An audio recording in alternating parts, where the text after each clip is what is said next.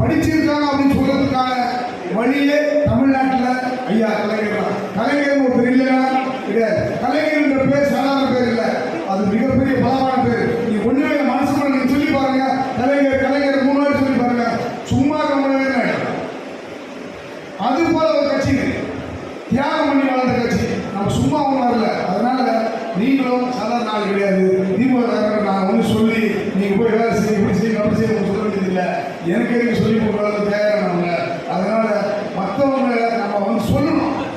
நம்முடைய ஆட்சியில் என்னென்ன செஞ்சிருக்கோம், என்ன திட்டம் கொடுத்துருக்கோம். இந்த திருவள்ளூர் வளர்ச்சி பாருங்க, மெட்ரோ ட்ரெயின் கலைஞர் கொண்டு வந்தது தான்.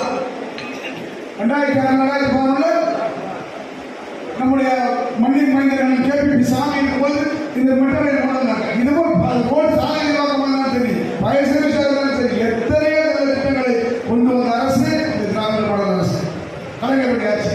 வேற யாரும் எந்த திட்டத்தையும் சொல்ல முடியாது. திமுக ஆட்சி வந்தால்தான் இந்த திருவள்ளூருக்கு ஒரு நல்ல முயற்சி, நல்லது நடக்கும். நல்லது நடக்குது அப்படின்னா திமுக ஆட்சி தான். அதனால நீங்களும் வரக்கூடிய எல்லாருமே சொல்லுங்க, நல்லா இருக்கு பாருங்க, எங்க கட்சிக்கும் அந்த கட்சிக்கும் என்ன வித்தியாசம் அப்படின்னு நம்ம சொல்லணும். காரணம் நீங்க வந்து வந்தவங்கதான் தடை பண்ணிக்கிறாங்க. சும்மா கட்சி ஆரம்பிச்சு 3 மாசத்துல முதலமைச்சர் என்ன காரணம்? அவ்வளவு எளிமையான நம்ம கட்சி, நம்ம பலமானவங்க என்பதை 2026 காட்டணும் அப்படின்னா உதயசூரியனுடைய ஒளி ஒழிக்கணும். 1000 கைகள் மறைந்திருந்தாலும் மாதவன் மறைவதில்லை, ஆணையிட்ட யார் கட்டால் அலைகளை ஓயாது. உதயசூரியனுடைய ஒளியை உங்க மாதிரி ஒரு உண்மை தொண்டர்கள் இருக்கிறவர்கள் இந்த கட்சி எவ்வளவு ஆட்ட முடியாது, அசைக்க முடியாது.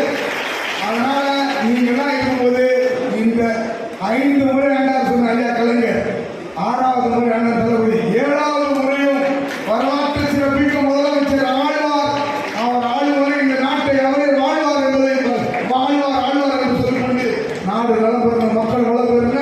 வரக்கூடிய 2026 உதயசூரியனுடைய ஒளி தமிழகம் எங்கும் ஒளிக்கும், திருவொற்றியூரில் ஒழிக்க வேண்டும் என்று கேட்டுக்கொண்டு பேச வாய்ப்பட்டமைக்கு நன்றி கூறி